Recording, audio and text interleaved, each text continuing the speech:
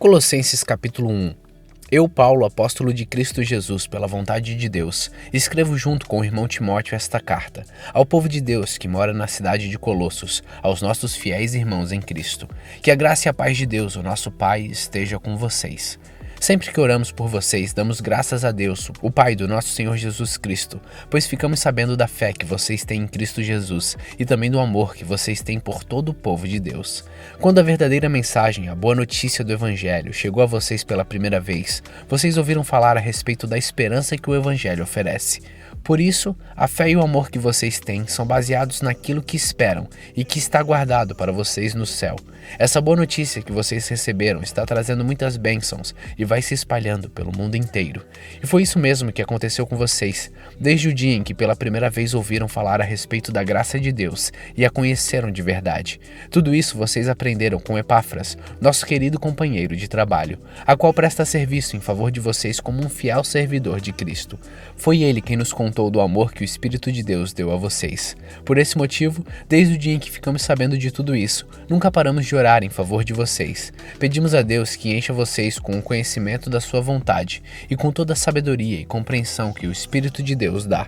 Desse modo, vocês poderão viver como o Senhor quer e fazer sempre o que agrada a Ele. Vocês vão fazer todo tipo de boas ações e também vão conhecer a Deus cada vez mais, pedindo a Deus que vocês se tornem fortes com toda a força que vem do glorioso poder dele, para que possam suportar tudo com paciência e agradeçam com alegria ao Pai que os tornou capazes de participar daquilo que Ele guardou no reino da luz para o seu povo. Ele nos libertou do poder da escuridão e nos trouxe em segurança para o reino do seu Filho amado. É Ele quem nos liberta e é por meio dele que nossos pecados são perdoados. Ele, o primeiro Filho, é a revelação visível do Deus invisível. Ele é superior a todas as coisas criadas, pois por meio dele Deus criou tudo, no céu e na terra. Tanto o que se vê como o que não se vê, inclusive todos os poderes espirituais, as forças, os governos, as autoridades. Por meio dele e para ele, Deus criou todo o universo. Antes de tudo, ele já existia, e por estarem unidas com ele, todas as coisas são conservadas em ordem e harmonia. Ele é a cabeça do corpo, que é a igreja, e é ele quem dá vida ao corpo. Ele é o primeiro filho que foi ressuscitado para que somente ele tivesse o primeiro lugar em tudo. Pois é pela própria vontade de Deus que o Filho tem em si mesmo a natureza completa de Deus. Portanto, por meio do Filho, Deus resolveu trazer o universo de volta para si mesmo. Ele trouxe a paz por meio da morte do seu Filho na cruz, e assim trouxe de volta para si mesmo todas as coisas, tanto na terra como no céu. Antes vocês estavam longe de Deus e eram inimigos dele por causa das coisas más que vocês faziam e pensavam.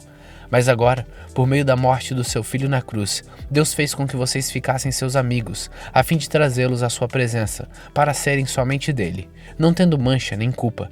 Mas é preciso que vocês continuem fiéis, firmados sobre um alicerce seguro, sem se afastar da esperança que receberam quando ouviram a boa notícia do Evangelho. Foi desse Evangelho que eu, Paulo, me tornei servo, e é esse Evangelho que tem sido anunciado no mundo inteiro. Agora, eu me sinto feliz pelo que tenho sofrido por vocês, pois o que eu sofro no meu corpo pela igreja, que é o corpo de Cristo, está ajudando a completar os sofrimentos de Cristo em favor dela. E Deus me escolheu para ser servo da igreja e me deu uma missão que devo cumprir em favor de vocês. Essa missão é anunciar de modo completo a mensagem dele. Essa mensagem é o segredo que ele escondeu de toda a humanidade durante os séculos passados, porém que agora ele revelou ao seu povo. O plano de Deus é fazer com que o seu povo conheça esse maravilhoso e glorioso segredo que ele tem para revelar a todos os povos.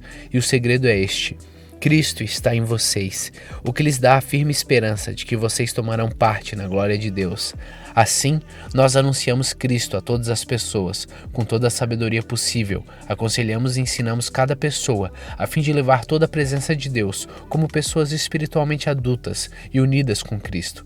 É para realizar essa tarefa que eu trabalho e luto com a força de Cristo, que está agindo poderosamente em mim. Colossenses capítulo 2. pois quero que saibam quanto eu tenho trabalhado por vocês e pelos que moram em Laodiceia e por muitos outros que não me conhecem pessoalmente. Eu trabalho para que o coração deles se encha de coragem e eles sejam unidos em amor e assim fiquem completamente enriquecidos com a segurança que é dada pela verdadeira compreensão do segredo de Deus. Esse segredo é Cristo, o qual é a chave que abre todos os tesouros escondidos do conhecimento e da sabedoria que vem de Deus. Eu digo isso a vocês para que não deixem que ninguém os engane com explicações falsas, mesmo que pareçam muito boas, porque embora no corpo eu esteja longe, em espírito eu estou com vocês e fico alegre em saber que vocês estão unidos e firmes na fé em Cristo. Portanto, já que vocês aceitaram a Cristo Jesus como Senhor, vivam unidos com Ele.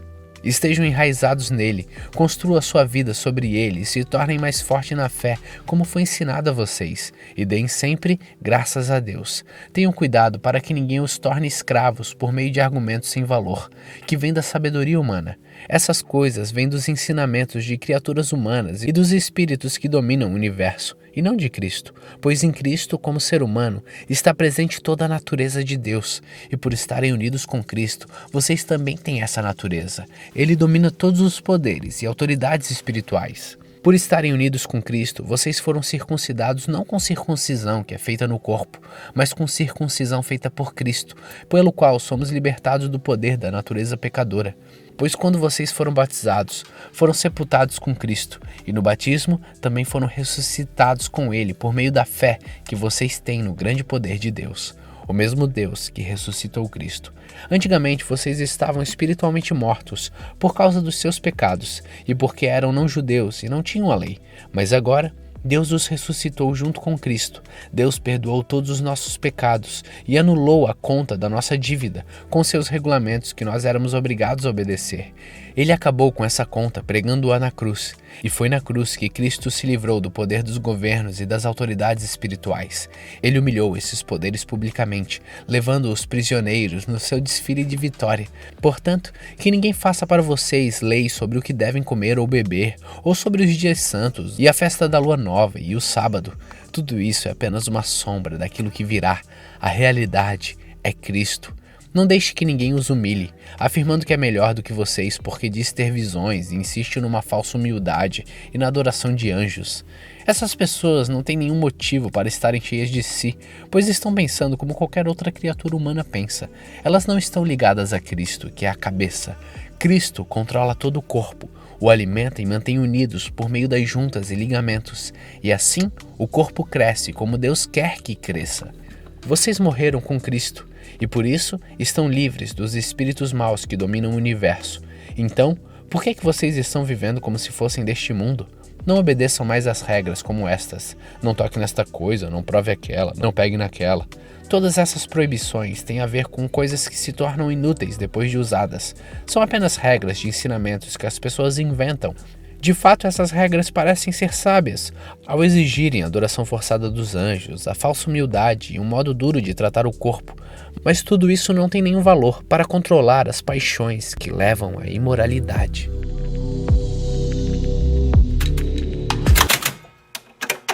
Colossenses capítulo 3.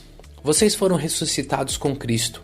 Portanto, ponham seu interesse nas coisas que são do céu, onde Cristo está sentado ao lado direito de Deus. Pense nas coisas lá do alto e não nas que são aqui da terra, porque vocês já morreram e a vida de vocês está escondida com Cristo, que está unido com Deus. Cristo é a verdadeira vida de vocês, e quando Ele aparecer, vocês aparecerão com Ele e tomarão parte na sua glória.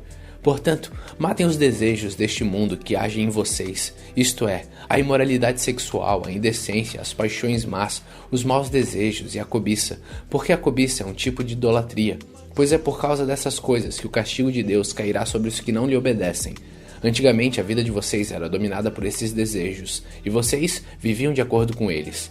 Mas agora, livrem-se de tudo isto, da raiva, da paixão e dos sentimentos de ódio, e que não saia da boca de vocês nenhum insulto e nenhuma conversa indecente. Não mintam uns para os outros, pois vocês já deixaram de lado a natureza velha com seus costumes, e se vestiram com uma nova natureza. Essa natureza é a nova pessoa que Deus, o seu Criador, está sempre renovando para que ela se torne parecida com Ele, a fim fim de fazer com que vocês o conheçam completamente.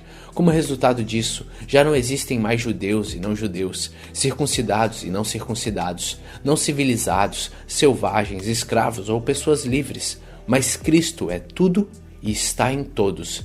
Vocês são o povo de Deus. Ele os amou e os escolheu para serem dele. Portanto, vistam-se de misericórdia, de bondade, de humildade, de delicadeza e de paciência. Não fiquem irritados uns com os outros e perdoem uns aos outros, caso alguém tenha alguma queixa contra outra pessoa. Assim como o Senhor perdoou vocês, perdoem uns aos outros.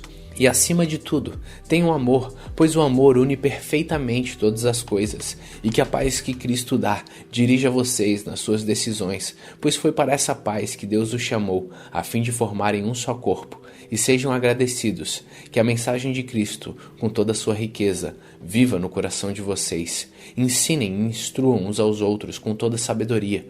Cantem salmos, hinos e canções espirituais. Louvem a Deus com gratidão no coração.